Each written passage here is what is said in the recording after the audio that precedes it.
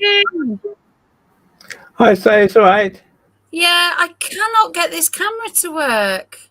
Okay, don't worry. Very odd because I use StreamYard all the time, so I don't know why it won't let me. Okay, no problem. If I'll just announce it and say that we have a few technical problems. Yeah, and let me see if I can go back, and then if I join you, then I can. Yeah, okay. Let me go and have a look. I don't know why it's doing it. I'm in Google. I've shared the link. It's just stop mic cam. My microphone's working because you can hear me. Yeah, I can hear you. Is it not? We're actually live at the minute, Stacey. So Oh, are we? Sorry. yeah. There we go. Technical difficulties. Throw me into the green room if you like, or no, it's okay. I can keep trying. Yeah. Hi everyone. Great to see you all here. If you're watching the recording, obviously great to see the recording. We will be live very, very soon. Stacey's just having a few technical issues. I blame the elves myself. I'm sure they're doing some nasty things in the background because that's what elves do, isn't it? You know, they don't sit on the shelf, they interrupt everything. But we will be starting very, very soon, just as soon as Stacey can get her camera working. In the meantime, let me tell you a little bit about myself, and then for those who don't know me, my name is Budden. I have been all sorts of things actually during my career, but currently now I'm an author. I've written this book called A Lifetime of Moments, which is sort of an autobiography, but sort of not.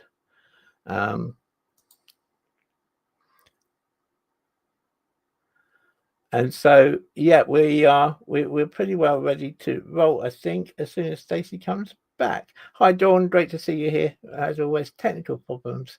It all works fine when you do the rehearsal, and then when you go live, tech gets in the way. Never work with children, animals, or computers, isn't it? That's what they say. But we will start really, really soon, I hope, as soon as Stacey comes back.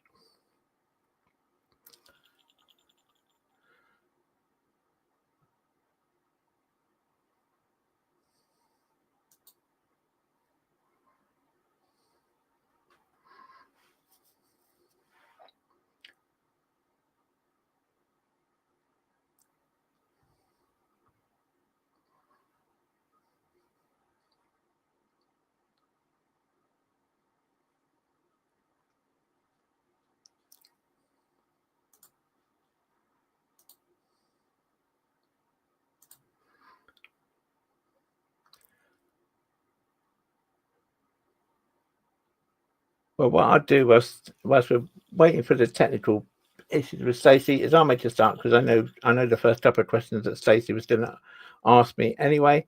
So the first question was going to be that let's start right at the top. Why this book and why now?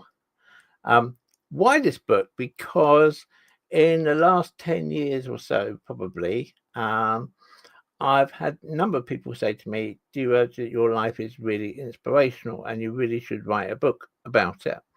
And life's always got in the way. There's never been time to do it. And, you know, it's one of those things where I've thought, yeah, okay, I'll do it. In fact, a few times I've even started writing maybe a chapter or two, but it's never got anywhere. And then in September this year, I had another heart attack. And whilst I was recovering in hospital, I actually thought, you know what, if I don't write it soon, it might never get written. And there's too many good stories for it never to be there. And plus, I want to leave a legacy. I want to leave something that my children and grandchildren can say, Dad wrote that or Granddad wrote that. And so I sat down and wrote it. And it's been a labour of love for the last couple of months. I was desperate to get it out in time for Christmas, and we've achieved that. So yeah, why this book right now? Well, because there's never been a better time to do it. In the book, I do talk about a number of different things that have affected me health-wise. I was born with a genetic condition called Marfan syndrome, which basically affects my connective tissue. It means that at any moment in time. Hopefully not whilst we're doing this live broadcast, because that would be really difficult. But any moment in time, any of my blood vessels can just burst. And no one told me that when I first diagnosed with Marfan's. They warned me about the danger to the heart and the aorta, and actually say it could affect any of the blood vessels. And in 2014, 3 of them decided to do that in my head. And here's Stacey. So welcome, Stacey. I don't know if you heard. I've done the initial bit of why the book right now. But well, I think this makes me the worst interviewer in the world. No, I'm sure. The next chapter of your new book, maybe. I was just saying to the viewers about how never work with children, animals, or computers is probably or Stacey Calder, clearly.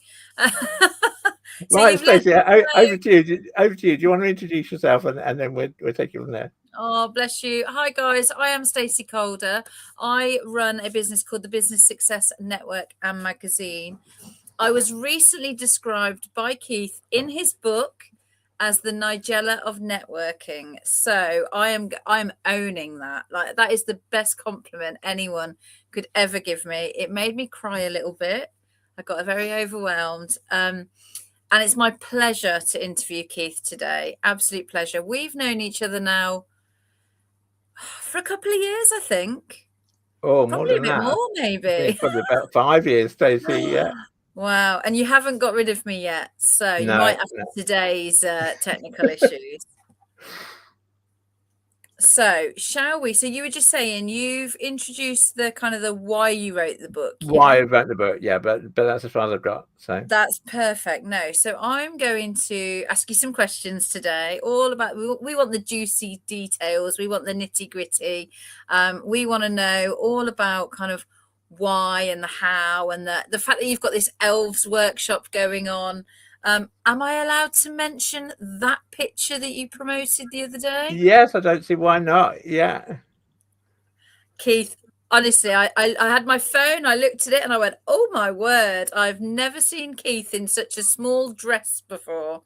Anyway, we'll come to that in a little bit. Right then, Keith, are you ready? Are you ready for the interrogation? Yeah, go for it.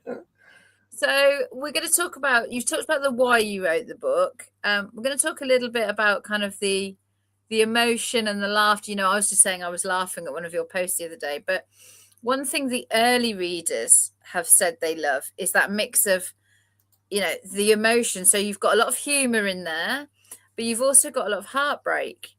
Was that deliberate? Was there a real fine balance there? Yeah, because I think, you know, I think 2 things really. I think one is that I think illness, because we all have illness at different times, and I think illness shapes us, but it doesn't define us. And so I think it was important to get that message over. I also wanted it to be, because people say, you know, people said to me for a number of years now, oh, your life is an inspiration. And so I wanted people to get that inspiration out of it, because, you know, I think we can all sometimes, when we're ill especially, we can sort of think, oh, do you know what, you know, life's awful, it's really, really bad. But, you know, good days and bad days, they all have the same number of hours. They all come to an end, and bad days don't last forever. And, you know, one of the things I start off the book with is my theory about, you know, that life is like a game of poker, and each day you get dealt a fresh set of cards. And some days you get a royal flush, other days you get a totally crap hand. But whatever cards you get, you have to play the cards. You know, you don't have a choice. You can't go back to the dealer and say, can I have a different set? Because we'd all like to do that sometimes. But we have to play the ones. But we know that tomorrow we get a fresh set of cards, and hopefully that'll be better than the set of cards that we got today. I prefer that much more to life is like a box of chocolates. You know, I think, you know, once you've read what's in the chocolates, you know what's in there, right? I like that. New, fresh, get a hand card every single time. Really, really like that, Keith. And one thing I've noticed with you is you're quite similar to me in a way, that you can be having the worst day ever, and yet actually something will make you smile. There'll always be something good come out of it. And I think you are a very positive person. And yeah, just from what you were saying there, this you are an inspiration. You are inspiring, but I don't think you call yourself that enough. You probably look at it and go, "I'll behave," and you don't like to think of yourself as that. This book is really humbling and really a lovely way for you to kind of put it out there, like I say, your humor with all your ups and downs and everything. So it's been incredible to see. You spoke a little bit there about health. I know a lot of your kind of audience have their own health journeys, and you've certainly been on one. It got to a point I wonder what's coming next, when I message you or I ask you these things. So you talk quite openly about your health in the book. You talk quite openly on, lives and in your marketing as well and things like that, about Marfan disease, syndrome, cancer, heart surgeries. I mean, there's a bit of a tick list here, Keith. What are you? Please, can we stop now? But the book isn't depressing. I was sat in a networking group on Monday with a lot of networkers. Your book was being passed around. We were all reading it. We were all laughing. It's not depressing. And yet, like you said, there's some real health struggles there. So how did you manage that? I think somebody put it down to me. Actually, one of my consultants, I think, said, "You're just so damn stubborn." Yeah. I wasn't going to say that, but I can see why they would. You just refuse to accept that you're about you're where you are. And in fact, I actually saw my consultant this morning for a checkup, and everything's going fine, which is great. Thank you. But he actually said to me the last time I was admitted to hospital, he said, "I was reading your notes before I got to your room, and I was expecting to find someone almost comatose laying on the bed." He said, "Instead of which, you're sitting up in bed, cracking jokes with the nurses." And I said, "Well, that's just me." And absolutely you are, because if we look back to September when you were a sponsor at my awards, I thought we were going to have to we were looking for Keith sneaking into the you were supposed to be at home taking it easy, and you were saying to me, "I'm trying to figure out ways I can sneak out the garden path." So yes, I bet you kept the nurses on their toes as well, didn't you? Oh, absolutely. Yeah. Stubborn, I think, is a very good way to describe you, Keith. If you want something done, you're going to go and get it done, aren't you? And that's what I think. Absolutely. And also one of the things in my life is that it's actually the best way to get me to do something is tell me that I can't. Oh, we are very alike. I hope my dad's not watching this, because he does that all the time. He tells me I can't do something, and then I think, right, I'll show you. It can get us into trouble sometimes, though, Keith, I'm guessing. Yes. Yeah. Sometimes. Now, like I said earlier, I was in the middle of a networking day on Monday. There was around, I think, 16 of us sat in the Crown Plaza, and I know you would have been there if you could have. And Jen Hines pulls out this book. And I have to say, when I first saw it, I was pleasantly surprised. This is not you're going to read it in 5 minutes and it's a very good sized book. You get your money's worth with that. But as I said, Jen was there talking about it, Laura, quite a few of the other people that you've networked with. We were all pulling at chapters saying, "I'm here," and we were laughing at things, and we were telling other people that they should go and get it. The feedback has been fantastic from what you've shared and what I've seen personally within that. What's your favorite comment? What's the one that's kind of, someone said to you and it's either been a surprise or you've been a bit, "Oh, they've read the book"? I think my favorite one was one from Pam where she said that she laughed so hard that her budgie wanted to know what she was reading. And I just thought, yeah, if it's going to be one takeout quote from reviews, it's going to be that one. That is amazing. Who knew that? I mean, you've got a fan a budgie as a fan. That's incredible. We should give a big shout out to Pam for letting you know that, because I think that's marketing magic right there, Keith. Absolutely. Yeah. So for those of you that are watching this live, please do drop any questions and we'll ask them at the end. I can see Dawn's had a few dodgy interviewers at a time. I think she said I'm not the worst, but I don't know, I could probably go in for a bit of a running with that. So do drop your comments and questions. Let Keith know that you're watching. Give him a thumbs up. Give him a big heart. All that kind of stuff, so that the people that are watching it back as well, we can come back to those questions, can't we, Keith? And you can have a look and answer them as well. So I think one of the loveliest reviews I've seen, and it's probably a group of reviews, but you did a post within our network group and you talked about the networking chapter, and you tagged a few of us in, like I said, Nigella of networking. I wish you'd have seen the response when I was in the car. You also mentioned my daughter, which was just incredible. I came home and I went, Mackenzie, you're in the book Choppers. And I love that you called her Choppers in it as well. That was just beautiful. But there was people like Pippa and Jen Hines, lots of other people. And you all kind of had these, analogies and these like nicknames for us. And it was just the feedback that you got on that thread. So not necessarily one post, but all those people coming together. You could see there was just, you'd warmed their heart by including us, most definitely. But the feedback they were giving, and they'd gone out and bought the book, was just incredible. You've got some real snippets that you can now use within your marketing and to share with others. And, we were up and down the country, and it wasn't like one networking group. There was several different ones. And the feedback was all just overwhelmingly positive. And I think what stood out for me is that every single person wanted to see you and this book succeed. Yeah. I mean, that's been for me truly humbling, I think, because I spent a long time writing the book, many long hours. Despite my doctor saying I should be taking it easy, I was still writing at 2:00 in the morning. But there you go. Well, I have to say, your commitment is noted here, because you say you took a long time writing this book. But how long did you take writing this book, Keith? It was 8 weeks from blank page to being published. So yeah.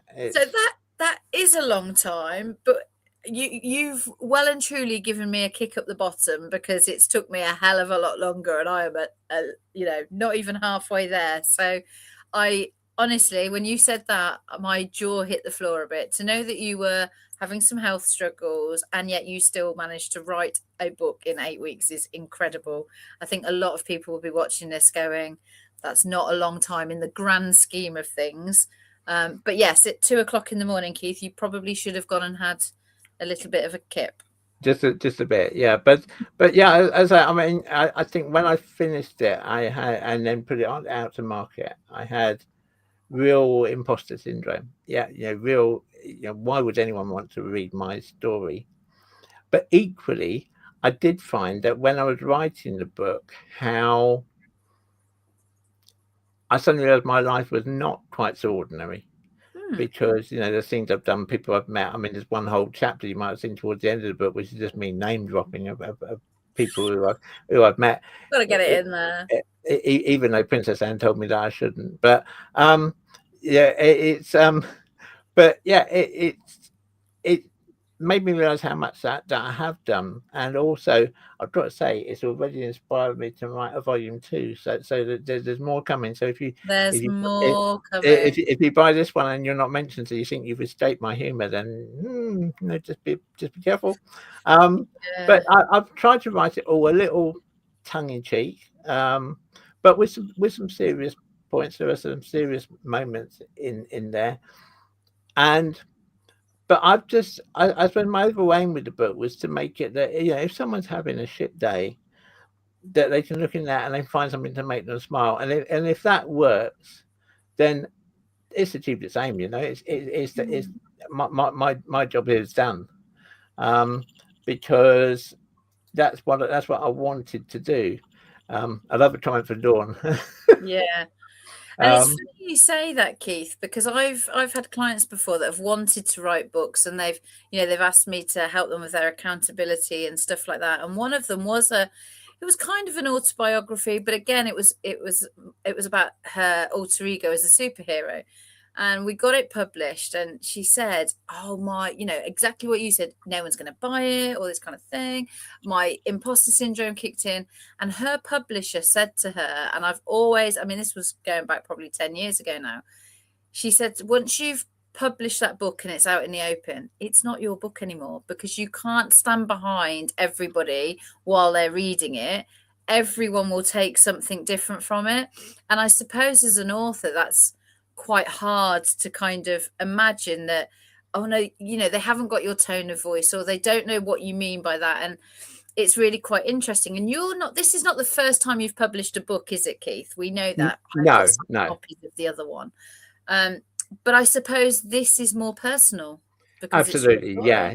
I mean, the other book, GDPR Made Simple, is very much what it says. It's a textbook. It's there, and though people know me really well, probably see a little bit of my personality in that book, that's not really what it's all about. This book was much more, much more opportunity to show my humour, but also was quite raw in places. Some of the chapters, particularly like my brother dying, were really difficult to write, but nonetheless, I felt they needed to be there to put things into context. Yeah. And, you know, I've also, there's one chapter in there which actually says about the fact that not every business I've launched has been a success, you know, that some of them have been failures, and owning up to that too, and saying there's nothing wrong with that, you know, because actually, but I am a strong believer that actually I never fail. My belief is that I either win or I learn. Oh, I love that one. Yeah. And I think that's so important, because, you know, at the end of the day, none of us are guaranteed success with anything that we do. And part of success, and I mean, this was one of the things which I think has come over to me in several threads in my life, is if I say to people why, they say, because you always show up. And to me, that's important. If you make a commitment to show up, then you show up. However shit your day might be, you show up, you know. And the other thing that I think is important is that, and it always amazes me when you get people who are talking about their business. I mean, I'm not saying it's mainly on business people for a minute, but talking about their business, and they're like, well, my business is I sell books and no enthusiasm at all. Yeah. And well, if you're going to be like that, why the hell should anybody be interested? Yeah.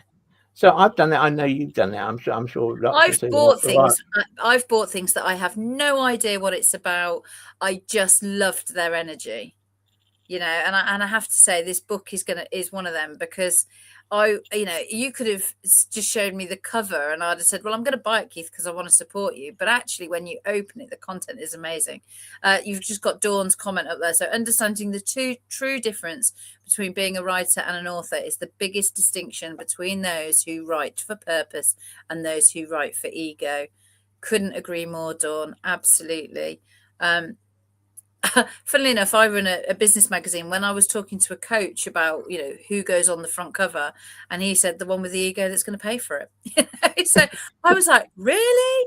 But you play to your audience. And Keith, yeah, you know, you've wrote some books now. They've been business books. Like you said, they do what they say on the tin. You are the expert on that subject. So, you know, kind of it's black and white and that's what it says. But this is, I mean, it's such a beautiful book. I think that's the only way I can describe it. And I'm probably not doing it justice, but yes, it's heartwarming and it's funny. But I love what you say about if you don't win, you learn. And I'm with you on that completely.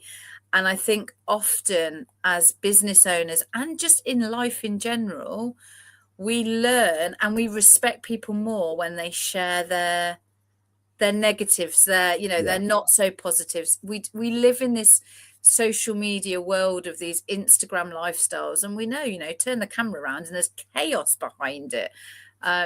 You know more than anyone that I'm probably really good, I'll turn this off and, you know, chaos is going on in the kitchen or whatever.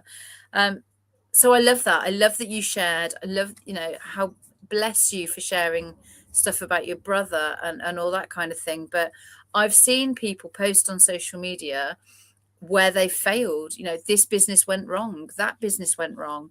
I'm now doing this. And it's the journey. And people really value that. I think people follow those people that do share their lows as well as their highs.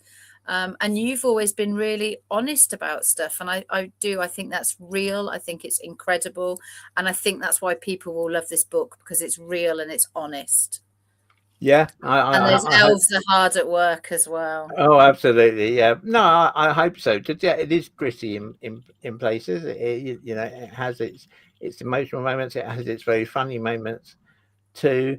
And it's interesting. I was actually talking to somebody yesterday who's known me a long time, but they said they started reading it and there were things in there about me that they didn't know. And I'm like, you know, that's the whole aim of the book. And certainly there were some things in there which my daughter Michelle, bless her, said, "Dad, you can't put that in the book." But if I got that reaction, that was exactly the right thing to put in the book, because it was there, you know. Yeah, I mean, you know, there are without doubt themes running through the book. You know, I start off by explaining my threads theory about, you know, that if someone comes into your life more than twice, that's the universe giving you a tick saying this person should mean something to you. Nice. Or, you know, they have some part to play in Yeah. in your journey. And I mentioned the book about Vic. You know, I mean, Vic, when 10 years ago, 11 years ago now, when I was seriously ill, when my brain bleeds, and she sent me a text one day. She was on a holiday of a lifetime in Australia. She sent me a text saying, "How are you?" I answered the typical way that Brits always do of, "I'm fine," you know. And the next day, she sent me a text saying, "How are you really?" She didn't know I was in hospital. I hadn't told her I was in hospital. I hadn't told anybody I was in hospital. But the universe told her. That's my belief. Yeah, it's funny, isn't it? And I've never put a number on it 2 times or anything like that, but I do think sometimes people pop up at the right moment. People are, they just come into your circle. And I think they're there for a reason. We've had many a conversation, you know, we've jumped on a one-to-one before, and we've probably spent 30, 40 minutes chatting about something completely irrelevant and personal, and then gone, oh, crikey, we've only got 10 minutes and we've got to go, and we haven't even talked about that business thing. And that's what I love about this book, is it's a mixture of your life, you know, the stuff, like you said, there's people won't know, the counselor in you, the stuff that you do for charity, you know, there's just everything, Keith, and I love it. As I said, I wasn't expecting to see you in Mrs. Claus's evening wear as part of the marketing. And if you haven't seen Keith in a very tight figure-hugging dress with probably better boobs than I've got, then you need to go and find it, because honestly, it is eye-opening, eye-watering, and such a great talking point, Keith. What do you want people, we've covered quite a bit now, what do you want people to take away from this book? I think the main thing I want people to take away is optimism. You know, it is that wherever you are in life at the moment, things can always be better. And I think as well is, and I mean, I haven't even mentioned this in the book, but perhaps it'll come in volume 2. But don't be fooled by what you see people post on social media of how wonderful their life is, you know, because it's very easy to find a nice Ferrari parked in the car park somewhere and stand beside it and say, "This is my new car." Now, I know we've had this conversation before with people, and in fact it isn't, you know, because we've all done that. Hands up, I've done it in the past. I've hired a really nice car for the day so that I can take photographs with it and then give it back. And you know, actually say this is the car I'm driving, yeah, which is true. There's nothing untrue in that statement, but it's a car mine. No, it isn't. And I think that is, you know, just don't. Everybody, I'm trying to think of the right words. People say about the grass is always greener. The grass is always greener because you only see the grass. You don't see all the shit underneath that's making the grass grow. And you know, everybody has those things. I've found when I was writing the book that I certainly found a few closets that I thought I'd firmly closed the door on, but the skeletons were still there. and yeah, that was quite interesting to me somehow that came out. And now I hope that's intrigued people to read the book, find out what the skeletons are. And got to do a quick plug. Say there's a QR code up in the corner. If you scan the QR code, it will take you to. Do scan that QR code now and get your copy. So yeah, I mean, yeah, to me the whole thing is, I mean, somebody said to me very early on, would there be a volume 2? And at the time I wasn't sure, but now I'm like, yeah, there has to be a volume 2. Because it's fascinating when you speak to or when you interview authors, and I spoke to someone not long ago and they said there is absolutely, I'm never going through this process again, I'm not writing another book. And the minute they'd kind of put it out there, she's like, I'm writing volume 2. And what I'm also going to write, which I'm hoping people will find really useful, my next book, actually, I've already started drafting the plan for it, is going to be what I got therapeutically out of writing this book. Nice. Why it was good therapeutically, and also a few things about self-publishing, which I've learned the hard way, which just smooths it over for that's about 3 different books there, Keith. I think we're going to be seeing. Well, I'm going to bundle them into one. And I also next year I'm going to start writing this is something which I've had in the back of my mind for 5 years at least, but I've never got there because there's anything about time. But now I'm sort of supposed to be officially retired. I don't believe I'll ever retire, not even when I'm in my wooden box, probably. But I want to write my first novel, and it's going to be called The Chain Gang Massacre. And if you read the book, you'll see the significance of the chain gang. And again, it's just a tie. Is that an exclusive? Is that a LinkedIn exclusive? That's a LinkedIn exclusive. You heard it here, folks. The title of Keith's novel that he's going to write next year. So yeah. So I know we've got a couple of people on. If they've got any questions, we have. Please. Yeah, Dawn, I'd love to hear a question from you because you have been with us since the start. So it'd be great if you've got a question for Keith, and if anybody else has as well.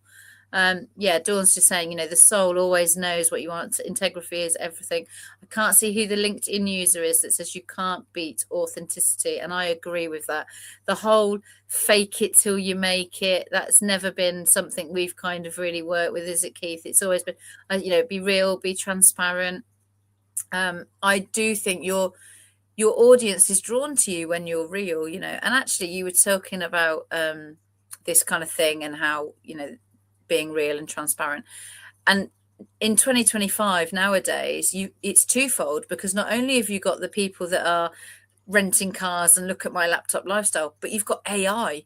So everything that is put in front of us now, people are questioning. And AI is quick and it is easy and it's great, and you get your elves and I put a post up the other week which was AI, and someone actually messaged me and said, I follow your content because you're real, please don't start using it. And I thought that's great feedback. Thank you very much. Absolutely. Yeah. Oh, it's Tony is the LinkedIn user. It is Tony. Tony, have you got any questions for us? Come on, somebody. While we're looking to get some questions through, Keith, let's do a bit of a book promotion then. Where can people get the book? Okay. Yeah. At the moment, it's exclusive on Amazon. It's Amazon.co.uk. If you go there and search for A Lifetime of Moments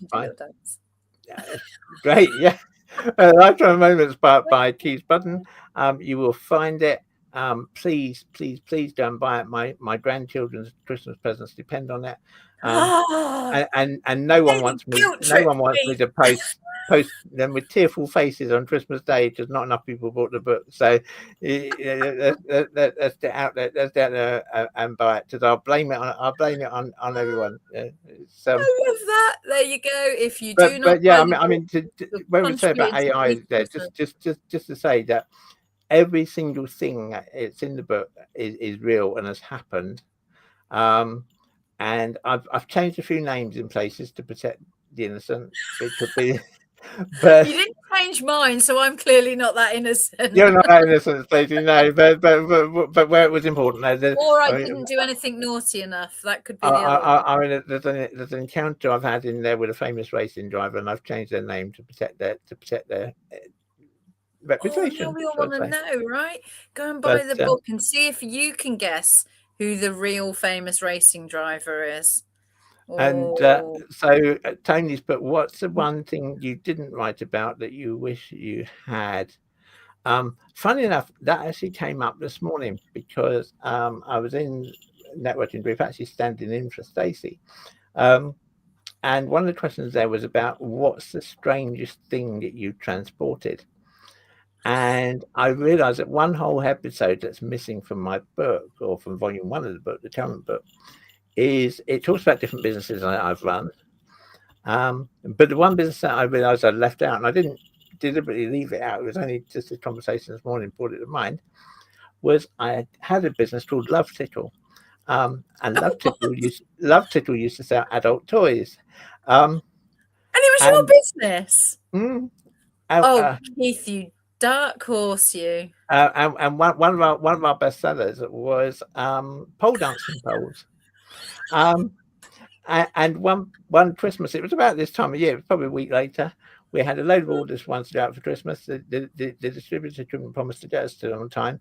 So I took my estate car, as it was then, to the warehouse, and they came out to us with all the poles on a pallet. Well, there was no way I could get a pallet into the car. It just wasn't going to happen. So I got all the wrapping off, absolutely rammed the car as full of pole dancing poles as I could get it. And I still to this day wonder what would have happened if I got stopped by the police on the way home, because that would have been difficult. And the other thing that made me chuckle, and it's something which I still laugh about, like most of the businesses, I ran it from home, is whether the guy from Parcel Force who came every day to collect the parcels ever worked out what it was that was in the parcels that were going out. And if he did, he never said, but perhaps he did. I never thought in a million years I was going to end this interview talking about Keith delivering poles. That's a whole book on its own. That is, Keith. Tony's, but now that book would. Oh no, I've got to put that on the screen. Now that book would not be on the same shelf. Although I should have guessed with your latest marketing photo, it's not just me that commented on that marketing photo. I know, put me to shame in that dress he did. Oh, Keith, we could talk all day. We really could. But I'm going to I think, the questions that have come in have been brilliant. I love that I was not expecting polls, to be honest, at all. I've learned something new today about you because I didn't know that was one of your businesses at all. Please do go and buy the book. I'm not just saying that as somebody that's interviewing Keith. I'm saying it because it's a damn good read. I'm not all the way through it yet. I'm far from it. I've read some chapters. Look, you've made me. I'm looking at recipe books as Christmas presents now, Keith, because I'm now Nigella apparently. So we'll go with that. Keith, is there anything you want to say before we end the interview? Well, yeah, really, I just want to say that thank you to everyone who's joined us today, and I really mean that, and not people live, but also people watching the recording. And if anything we talked about resonated, if you laughed or smiled or thought, yeah, life's mad, but we keep going, then the book is full of moments just like that. There's over 70 different things in the book, so it's well worth reading. I'd be honored if you read it, and even more honored if you'd leave a review on Amazon, because they really are the lifeblood for emerging authors like me. The more we can get people just to the right review. And I'm going to do a sneak here, but of course I want people to buy the book. But actually, if you go on and just read the free bit that you can see on Amazon by clicking the button, you can still leave a review, and it still treats it as a genuine review. So, there you go. Go and have a taster. Go and read the sample. Go and leave a review, and then buy the book. And I've got to put it. I've just got to put out this final comment from Tony.